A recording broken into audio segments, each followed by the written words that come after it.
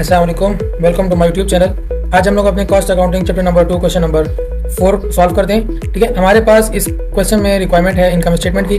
ठीक है, और इनकम स्टेटमेंट में हमारे पास ऐसा है कि हमें बताया गया है कि Cruly incorporation submitted the following data for September. ठीक है, हमारे पास इसमें देखें जैसे कि आप लोगों को नीचे नजर आ रहा होगा, एक बिगनिंग इन्वेंट्रीज है, एक एंडिंग इन्वेंट्रीज है।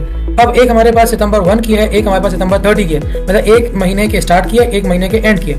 अब जैसे कि आप लोगों को ऊपर नजर आ रहा होगा कि सबसे पहले हमारे पास है direct labour cost 30,000, cost of goods sold 111,000। Next हमारे पास है फैक्ट्री ओवरहेड जो है वो हमारे पास अप्लाइड हुआ है 150% ऑफ डायरेक्ट लेबर, मतलब अगर $1 का लेबर लगा है, ठीक है, तो उस पे $1.5 के FOH मतलब फैक्ट्री ओवरहेड के अखराजात हुए।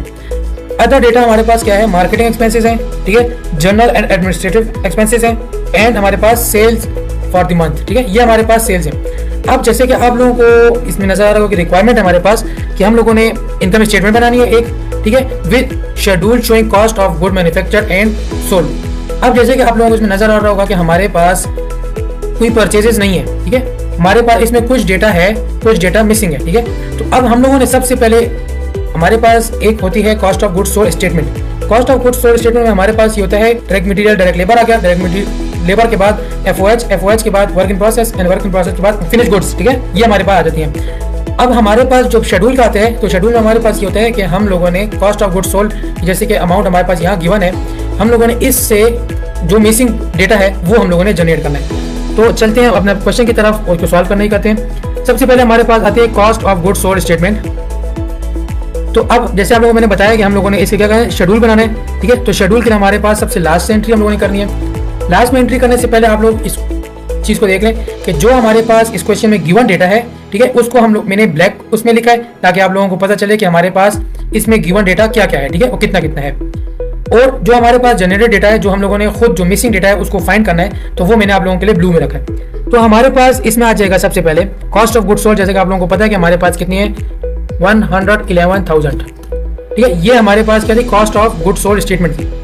अब यहाँ पे आप लोगों को पता है कि हमारे पास जो एंडिंग इन्वेंट्री थी फिनिश गुड्स की 17,500। अब जैसे कि आप लोगों को यहाँ पे नजर आ रहा होगा, हम लोगों ने लिखा है 17,500, ये एंडिंग इन्वेंट्री है। जब हम लोग सिंपली स्टेटमेंट बनाते हैं तो हमारे पास जो जैसे कि आप लोगों को ये नजर आ रहा है कि cost of finish good available for sale, इससे हम लोग एंडिंग इन्वेंट्री माइनस करते हैं तो हमारे पास cost of goods sold statement आ जाती है। अब जैसे कि आप लोगों को पता है हमारे पास में कुछ डेटा मिसिंग है, इसलिए हम लोग रिवर्स जा रहे हैं। ठीक है, तो रिवर्स जाने के लिए हमारे पास ये होता है कि जहाँ जहाँ values cost of goods sold statement में जहाँ वैल्यूज नेगेटिव में होती हैं, ठीक है, उसको हम लोगों ने सिंपली प्लस कर दिया। जैसे कि अब यहाँ पे हमारे पास इसमें ये प्लस हो गया, हमारे पास आगे cost of finish good available for sale.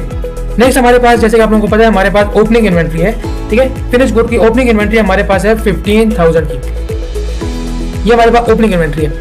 अब जैसे कि आप लोगों को अभी मैंने थोड़ा पहले बताया है कि जो हमारे पास नेगेटिव वैल्यूज हैं उनको हम लोगों ने प्लस करना है और जो पॉजिटिव वैल्यूज हैं उसको हम लोगों ने माइनस करना है। ठीक है, अब जैसे कि आप लोगों को पता है कि हम लोगों ने इससे अवेलेबल फॉर सेल से ओपनिंग इन्वेंट्री माइनस किया है, हमारे पास कॉस्ट ऑफ गुड मैन्युफैक्चर्ड आ गई। देन हम लोगों ने पता है कि हमारे पास वर्क इन प्रोसेस की जो एंडिंग इन्वेंट्री है वो हमारे पास क्या है, हमारे पास एंडिंग इन्वेंट्री है 13,000 की। अब जैसे आप लोगों को देखो नजर आ रहा होगा कि हम लोगों ने 113,500 को जो था हम लोगों ने उसको सिंपली क्या किया, उसमें ये 13,000 को प्लस कर दिया। देन हमारे पास क्या आ गया, direct material put into process, ठीक है, इसकी कॉस्ट आ गई। यहाँ पर हम लोगों ने ओपनिंग इन्वेंट्री लिख लेनी है और ओपनिंग इन्वेंट्री को जो है वो हम लोगों ने वर्क इन जो प्रोसेस था पुट इनटू प्रोसेस जो हम लोगों ने रखा था उसमें हम लोगों ने इसको माइनस कर दिया, लेकिन यहाँ पर हम लोगों ने एंट्री पॉजिटिव ही करनी है, जैसे कि ये हमारे पास आ गई। ठीक है, अब जैसे कि आप लोगों को नजर आ रहा होगा कि हमारे पास यहाँ पे 126 है, यहाँ पे 116 है। ये क्यों है, क्योंकि हमारे पास जो वर्क इन प्रोसेस की ओपनिंग इन्वेंट्री थी वो हम लोगों ने इससे क्या किया, माइनस कर दिया।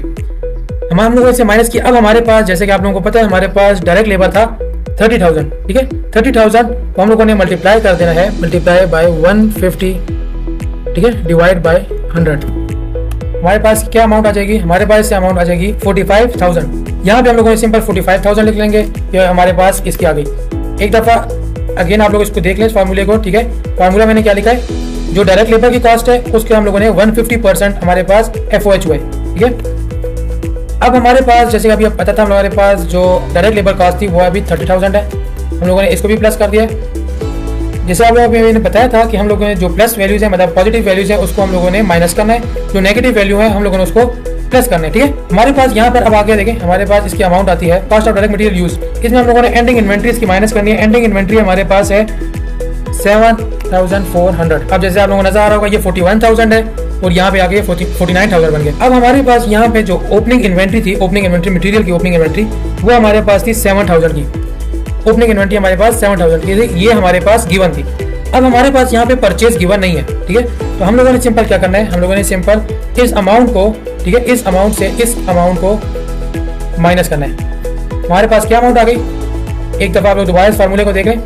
हमारे पास जो ये अमाउंट थी $49,300 की, इससे हम लोगों ने 7,000 की इन्वेंट्री को माइनस कर दिया। हमारे पास आ गया, हमारे पास ये बन जाएगा 42,300। अब देखिए, अभी आप लोग इसको स्टार्ट से देख लें कि हम लोगों ने जब इसके साथ इसको प्लस किया, हमारे पास ये आ गया, फिर माइनस किया, ये अमाउंट आ गई, इसको प्लस कर लिया, ये अमाउंट आ गई, इसको भी प्लस कर लेंगे, ठीक है, ये अमाउंट आ जाएगी।